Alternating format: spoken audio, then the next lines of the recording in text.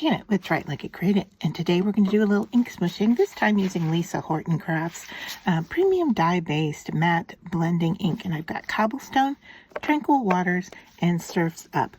So let's just move our tag out of the way here, and I'll put a little ink from each one down on my glass matte surface, and then we'll give it a squirt of water, and then we'll start picking those up, see how they work together, and then also if we can layer them. Wow, that one was pretty juicy compared to the other two.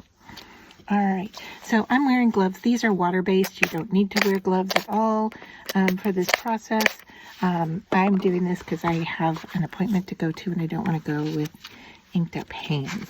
So I'm just going to go in and start picking up these colors and see what we get. So this is our first look, and that gray is doing something really interesting there.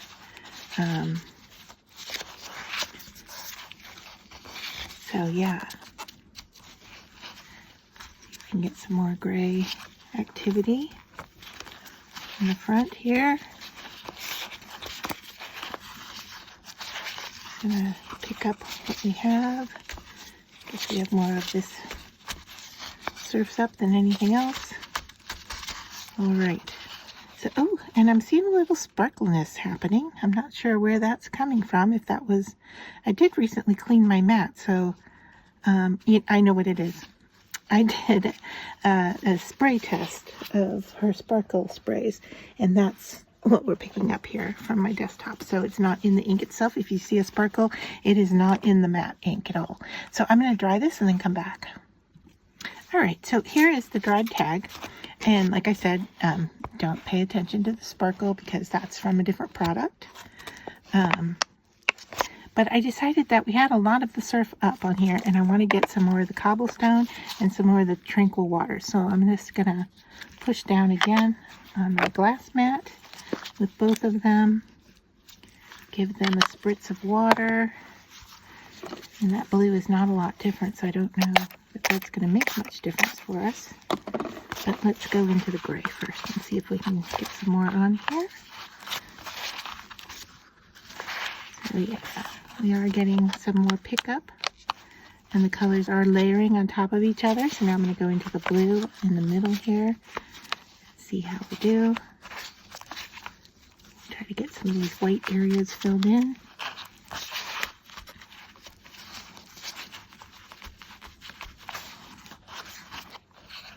So you can see what's happening with the layering. It's very similar to what happens with distressed oxides, I think. So yeah, I'm liking the look. It's got a lot of activity. It has thinned out my paper for sure, so I may have to back this. Just going to go in and pick up a little bit of what's left on the glass mat. I think we're going to end up with some white spots, and that's okay. So once again, I'm going to hit this with a heat tool and then come back and show you. All right, so I went ahead and dried it, and I'm really liking the look of what we have here, like the overlaying of the colors right there, and how it is a little bit translucent and splotchy. And like I said, the sparkle is just an added bonus from a project I did earlier. It was left on my glass mat. I didn't even know it was there. But it is a Lisa Horton product as well. I can show you. It's one of two different kinds, but it is her sparkle spray.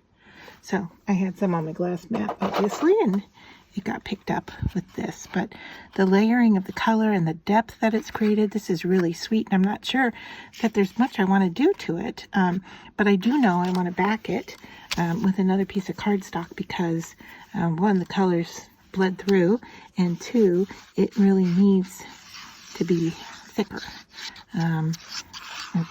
Adding all the liquid to the cardstock really broke down and softened up my cardstock. I'm not working with a very heavy cardstock here, probably a 65 pound.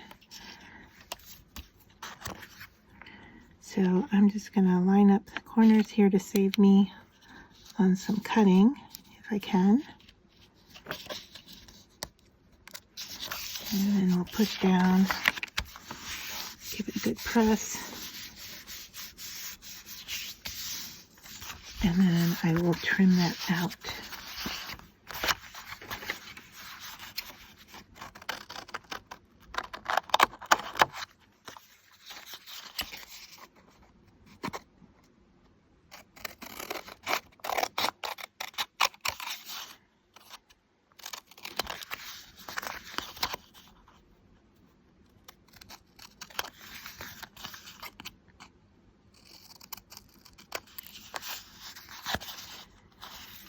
We're pretty good here. Got a little white sticking out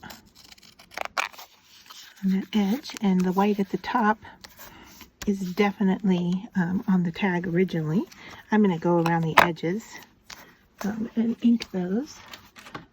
And once again, grab my hole punch and go in here and just repunch that hole. And then I grabbed some washi tape that I thought might look nice on here. So let's just stretch it out and see what we think. Had coordinating colors, that's for sure. What happens if we put a strip on here like that? Looks like I'm off center a little bit. Nice thing about washi is you can move it. Boy, it's covering up this little spot. Oh, there's just so much here that's so pretty. I don't want to cover it up. What if I go down here? Okay, I know it's a little boring across the bottom, but gives us more of the activity here. And then I've got this blue foil tape that I could just layer right on top of this tape.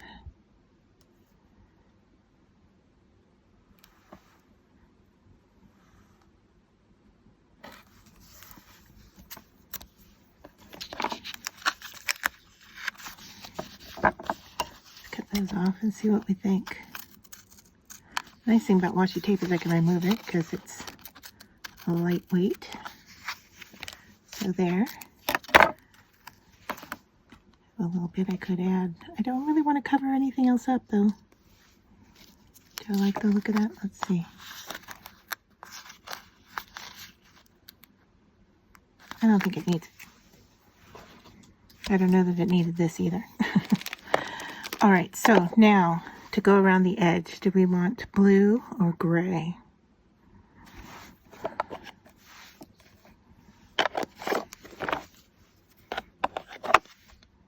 Let's try gray.